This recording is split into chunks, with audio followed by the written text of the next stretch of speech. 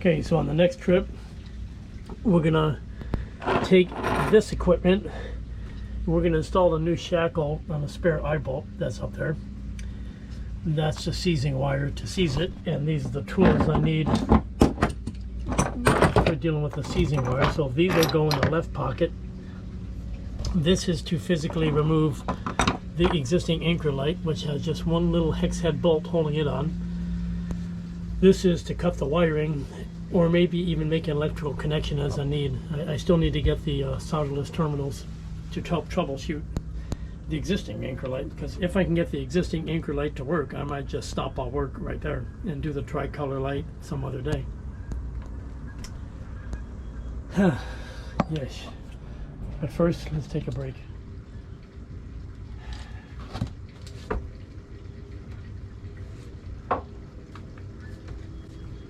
Damn. Not as young as I used to be, huh? Man.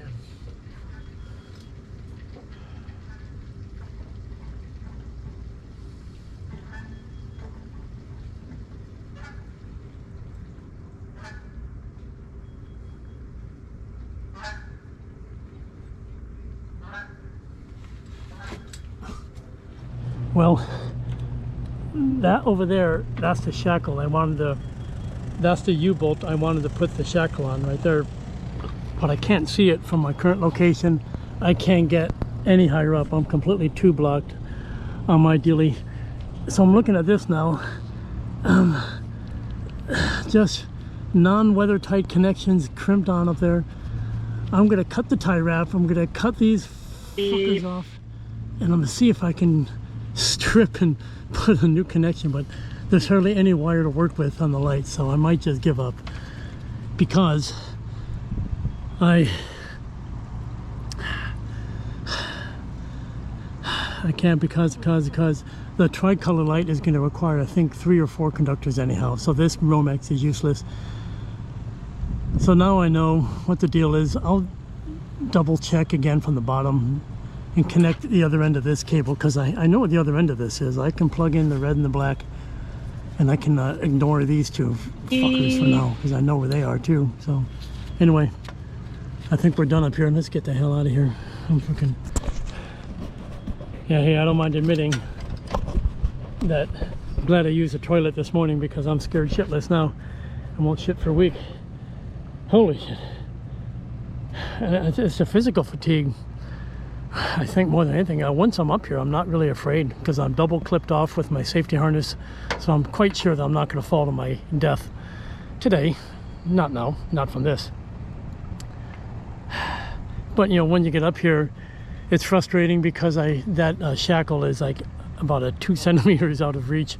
I think my shackle is too big for the block. I think that's the problem. The pin won't go through the block, so that was my dumbass mistake for not kind of bench testing that before I came up here. Should have done a dry fit, but I didn't. Anyway, so I'm tired, and the wind's starting to kick up, and there's big boats going by, which means we're going to start rocking and rolling in their wake, and all of those are good signs that it's time to go. So one last look around.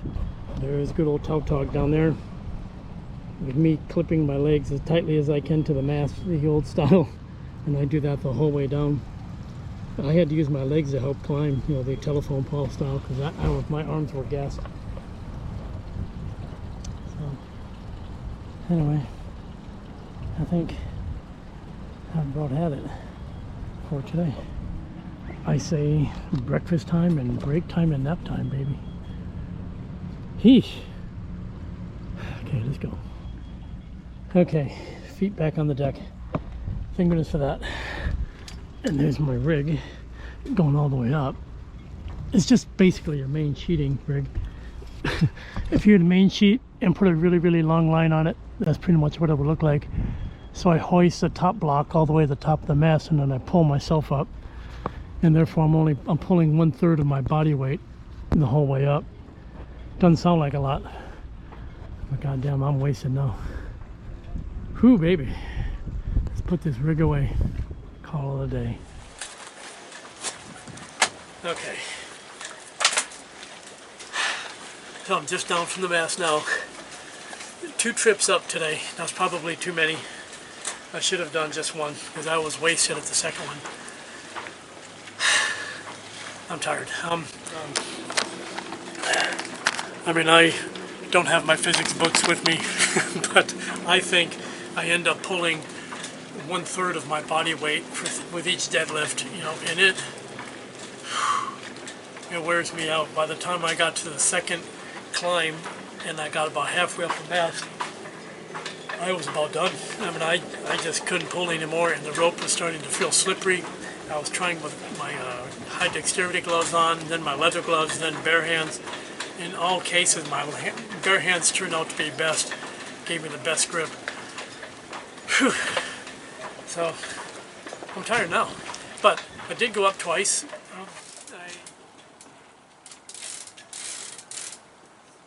There were some problems with the previous method with which I climbed the mast.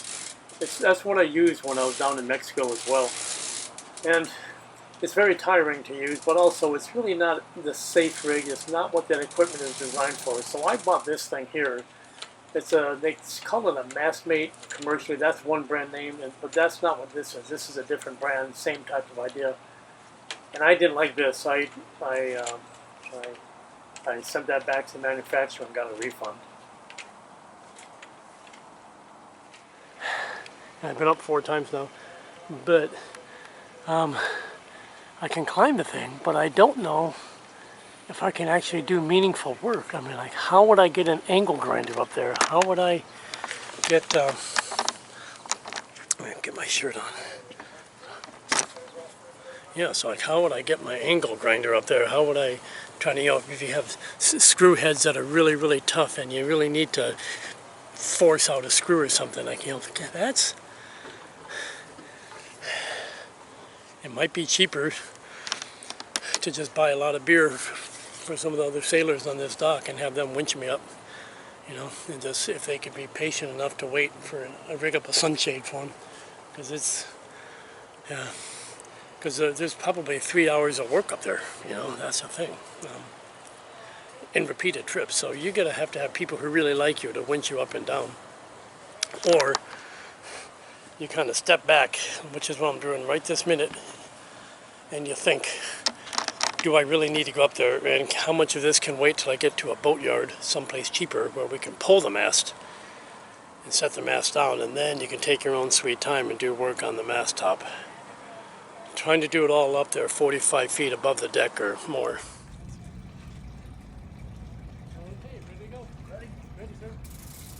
And I'm happy to say that the very next day, I think it was, one of my neighbors offered to help. And you'll see Paul down at the base of the mast. He's winching me up, and I'm kind of helping hitching myself up as well. But this is in a traditional bosun's chair now. It has the pockets and all that, so that worked out so much better, and I got all of my work done very, very quickly.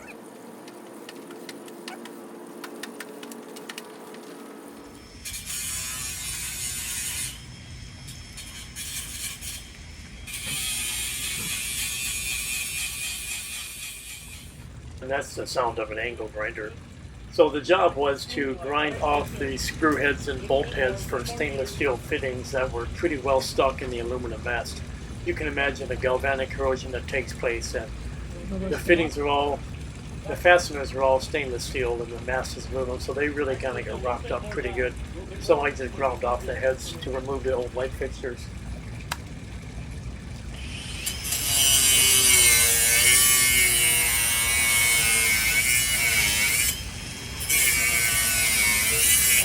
Working on top of the mast, I was working at the bottom of the mast on the inside. That's the cable that went to the steaming right here. It's very difficult to see, but nothing but insulation holding it, so the conductor wasn't making contact, and that's why the anchor light never worked. And I can see bare copper exposed right there as well. So I'm going to strip it back to here and see if I can make a meaningful light, because I could use this on the dinghy as an all-around white light. We'll see. So you can see when you repair the wires, the light itself usually works just fine. So that's my anchor light.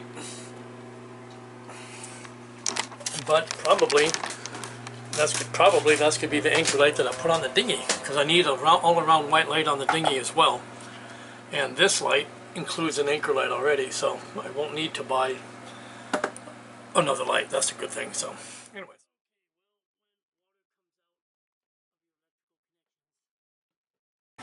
Okay, so when water comes out of the electrical connections, that ain't good, but I can see it's still bubbling. I mean, it's like pressurized water. So, okay, so I'll have to review my electrical troubleshooting book, but that doesn't look good at all. God, all that water came from inside this coupling. I mean, it's very possible that this 4-conductor cable, this end goes up the mast, this end goes to the breaker panel, and I can see why they put a connector so that if you haul the mast, you know, you can just disconnect and pull a mast. So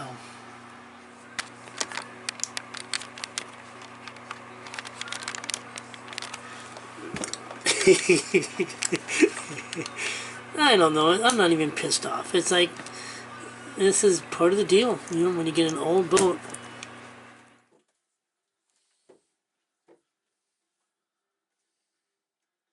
So when it's 9 o'clock in the morning and you finished your 1 or 2 mast climbs for the day, and you're too tired to do any other physical work, what do I do with my time? Well, I have lots of other little odd jobs to do on the boat, and one of the things I did was take advantage of a free / courtesy vessel safety inspection using the U.S. Coast Guard safety inspection checklist.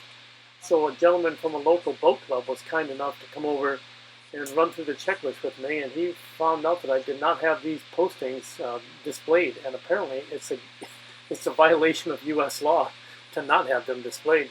So they gave me the stickers, and I put these on, and these concern discharge of oily waste and trash waste from the boat, what you can do and what you can't do. Regulations. And apparently, you can get a big fat penalty if you don't have this sticker freaking displayed. I know a guy who said he got. I know a guy who got a big penalty. So if you're not an American, you should know that in the USA, these are apparently inspectable postings that you have to have displayed in your boat. And I did not have them. But now I do. One other area in which I was non-compliant was my failure to display the state of Florida registration numbers.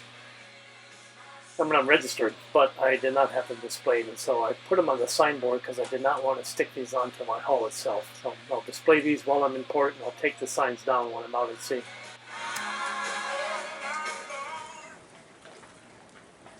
Other thing I did as fill-in work was redo the signboards on the boat. I didn't like those gold stickers against the wood for a couple of reasons. First, they looked kind of cheap and tacky, and second, you really couldn't read them from a distance. And it is important for people to be able to read your boat name. If they're trying to find you in an anchorage or something like that, you know, then you got to have a legible sign that people can see, whether it's on a dock or other than anchorage.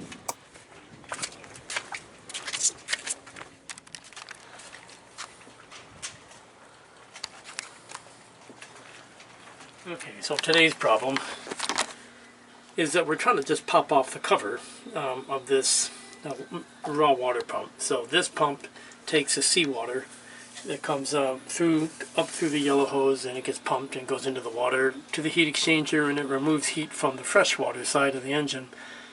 And all I wanted to do today was pop off these 4 screw heads and inspect the impeller, but yeah, I can't get that one loose.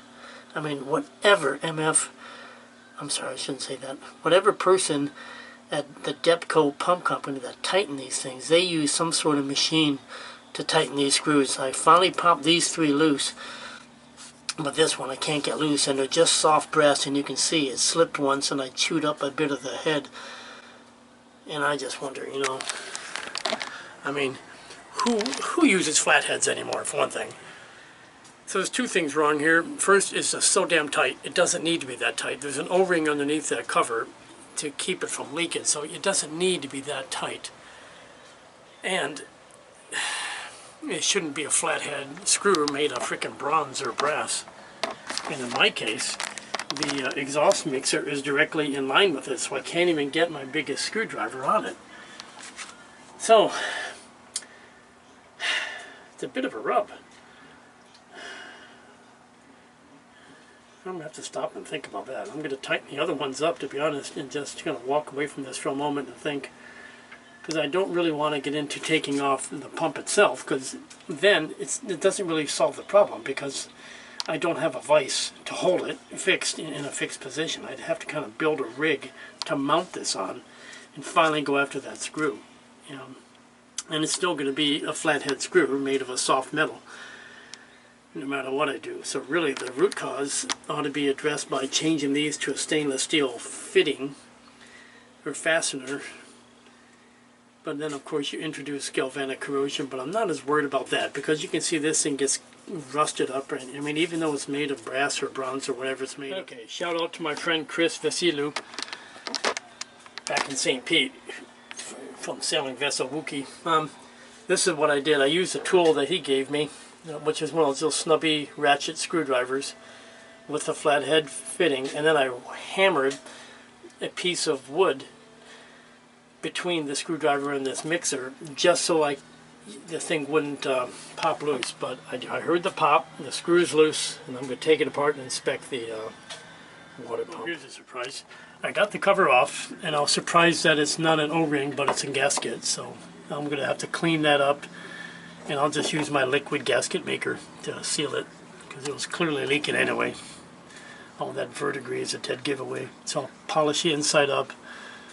I have to remember that the Sherwood goes upside down, because I know that which way is out. But so here's a water pump. So in case some people on the channel are expert boat people and some people are kind of newbies, but if you're a newbie, this is a water pump. Again, it's salt water, so if you put that to the taste test, it's going to be salty. And you see, this rubber thing is in excellent condition, so I'm not going to screw with it, but generally, I pick a pair of pliers on one side, a pair of pliers on this side, and slowly pull this thing horizontally out. It looks nice and greasy and gooey, and it's fine. So you see how the blades are compressed at the bottom, so that's like a cam plate, and it helps. That's what helps draw the suction. So it grabs water molecules coming from here, and it creates a low pressure point right here, and it pumps the water over here. So that's an impeller. It's a frequent failure item, so you do need to inspect it. And today's lesson for me is the ability to easily open it. I mean, I'm surprised it was so hard to get those screws off. And so these screws, I don't know if I can find stainless steel with the chamfer top, the countersink, and I want hex heads. I don't know if that's possible. Maybe screw heads are the only way to go, but at a minimum, it ought to be an Allen wrench or something that doesn't slip. A flathead is just high freaking risk. So I'm going to do my best to replace those. But first, I'm going to just go ahead and clean it up and put it back together, because I'm done already as far as the inspection of the impeller. It looks great. Again, this engine only has about 50 hours since I've had that pump completely professionally rebuilt with new seals, so I don't really want to mess around with it and just cause more trouble. You know the saying, if it's not broken, don't fix it. So it's better for me to not mess with it. And I do have a lot of spare impellers, and this impeller looks outstanding though. It looks great. So I'm not going to screw with it. So now I'm going to have that loose. The little thumb screw at the bottom is going to be tight, because that should not have to be opened. I've got a fresh O-ring on that, and everything is greased up with silicone grease. I'm sorry, lithium grease. And I've got this kind of slime with an oily slime, kind of like WD-40 type stuff. And now all I have to do is open the seatcock. So the seatcock is back here. So down here.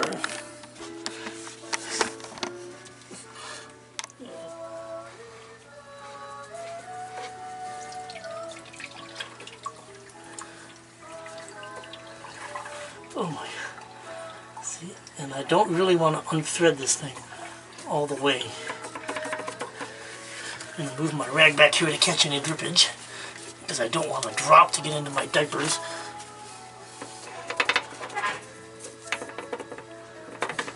So I'm doing this to let air out.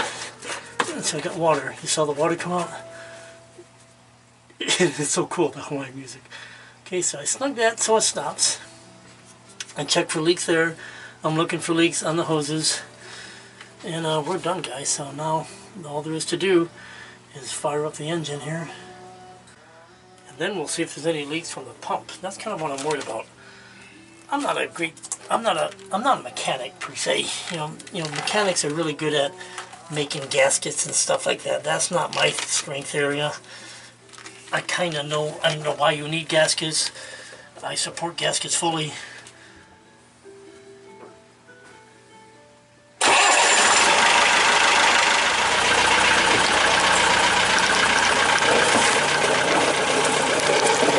That's what you check for. Always got to see healthy water coming out, baby. But now we're done. Call it a day.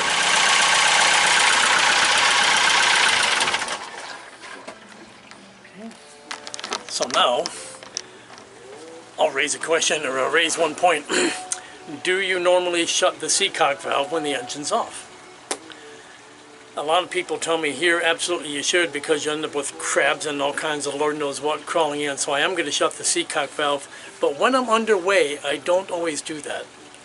And I'm thinking back to when Kevin and I got caught in that squall, where all we had to do is jam the button.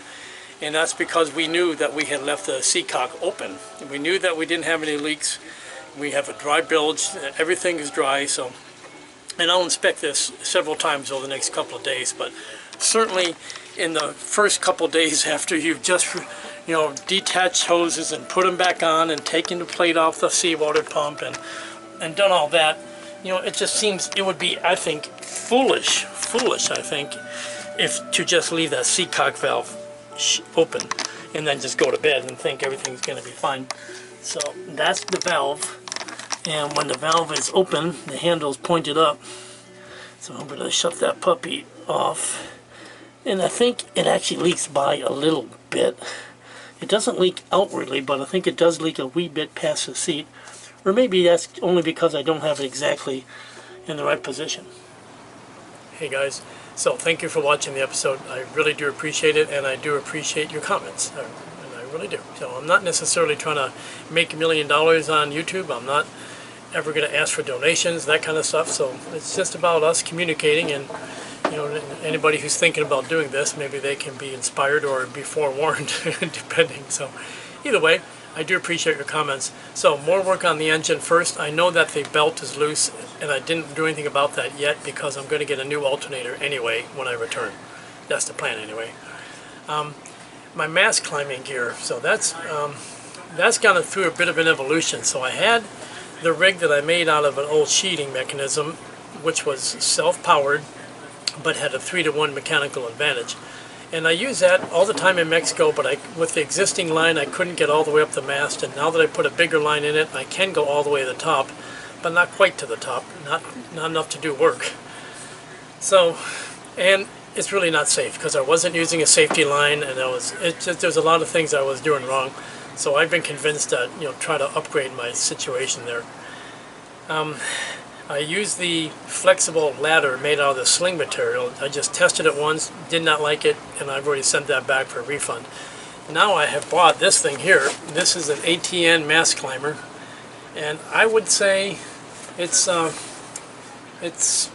okay. It's kind of a mountain climber type of gear where you have 2 attachment points to one halyard that's very, very tight. There are many YouTube videos on how to use it, so you can watch those. I didn't film the times I used it. I would say it's okay, but it's still not perfect. The perfect answer really is to have friends that haul you up in your bosun chair. That's the traditional way that it's always been done. I do like having this mast climber because that gives me the capability of going up by myself, but I typically don't expect to do that much anymore. So a bit about navigation lights.